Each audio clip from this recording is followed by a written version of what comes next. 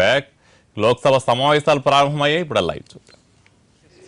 Made by the honorable member, but he has not actually made any invitation so far. Regarding the communal violence which he had mentioned is, if you see the figures of 2013 and now, the numbers of communal incidents in this country has substantially come down. That honorable member has not mentioned. And as I stated in the earlier answer to the question, that some of the incidents. Please.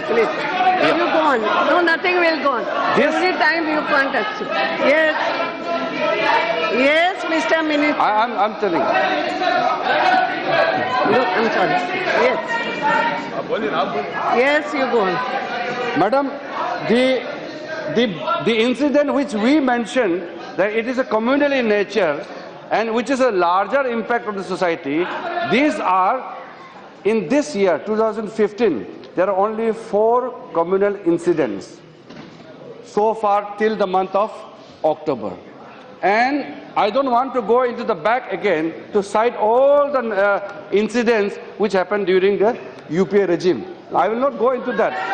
But It's okay. But yes. Honorable member had stated, so I wanted to make the record straight that incidents have not gone up since our party has come to power. In fact, it has gone down. Thank you. Yogi Adityanath ji. अध्यक्ष महोदय, बाद में आप उसको कर दे दो ना, उस पर आधारित हाफ एन आवर डिस्कशन क्या नहीं, ऐसा नहीं होता. आप प्रश्न पूछो, प्लीज बैठिए. यस योगी आदित्यनाथ. अध्यक्ष महोदय, nothing will go on recording. आप बाद में प्रश्न पूछ लेना, ऐसा नहीं होता. यस आदित्यनाथ जी. लोकतंत्र का आधार यस समता, न्याय और बंधुता होती है. इसमें अल्पसंख्यक और बहुसंख्यक के आधार पर समाज को बांटना अपने आप में एक महापाप है.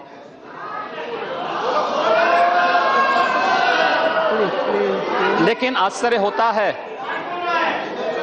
मैं एक आंकड़े में जाना चाहूंगा कि 1970-71 में इस देश के अंदर सांप्रदायिक दंगों के बारे में एक कमेटी गठित हुई थी.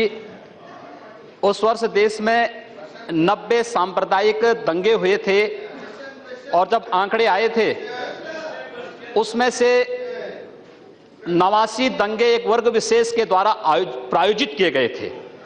मैं माननीय मंत्री से जानना चाहूंगा, उत्तर प्रदेश के अंदर पिछले वर्ष 14 में 133 दंगे हुए थे और 2015 में अक्टूबर तक 139 दंगे हुए हैं. हम लोग उन सभी को देखते हैं कि कहीं कोई घटना होती है तो अपराधियों के खिलाफ या दंगाइयों के खिलाफ कार्रवाई करने की बजाय स्थानीय प्रशासन कॉमनल वॉयलेंस के नाम पर बहुसंख्यक समुदाय को प्रताड़ित करता है और उन्हें अनावश्यक झूठे मुकदमों में बंद करती है.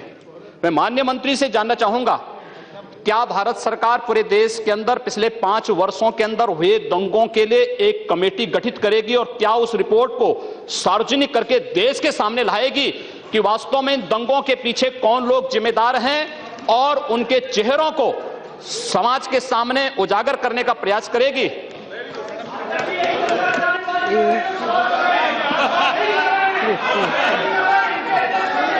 अध्यक्ष महोदय, अभी फिलहाल नथिंग ओनली मिनिस्टर्स आंसर. अध्यक्ष जी, जो माननीय महंत आदित्यनाथ जी ने सवाल उठाए हैं. चिल्ला रहे, क्यों चिल्ला रहे हो? बैठिए ना, बैठिए. आप प्रश्न पूछ सकते हो, बैठिए. Nothing is going on record में, कुछ नहीं डाला है. एक मिनट. यस अध्यक्ष जी, घटनाएं तो देश में बहुत सारे होती है जैसे मैंने कहा, लेकिन कौन सा कम्युनल है कौन सा नहीं है, धर्मेंद्र जी, इसका कुछ घटनाएं राज्य सरकार का अधीन है, कुछ घटनाएं हमारे पास आते हैं रिपोर्ट के माध्यम से, लेकिन वर्तमान में हमारे पास कोई इस तरह का कोई प्रस्ताव या कोई सरकार निर्णय नहीं कर रही है जो एक बहुत बड़ी एक कमेटी गठन करें जो देश भर का सारा जो 5 साल की घटनाएं को हम जांच करने के लिए, ऐसा प्रस्ताव अभी नहीं है। Okay, Shri E.T. Mohammed Basheer. Yeah, madam. Madam, even Prime Minister's 15-point program suggests that the victims of the communal rights should be given immediate relief and provided prompt and adequate financial assistance for their rehabilitation. And similarly, in communal violence bill, there was a passage also with regard to the compensation part as in the pattern of Workmen Compensation Act. But nothing has been done on that. Similarly, madam, I am asking a fundamental question. In our criminal procedure code itself, getting compensation to victim is a cumbersome process. There is no specification that. Madam, recently I read an article of a retired Chief Justice of Kerala.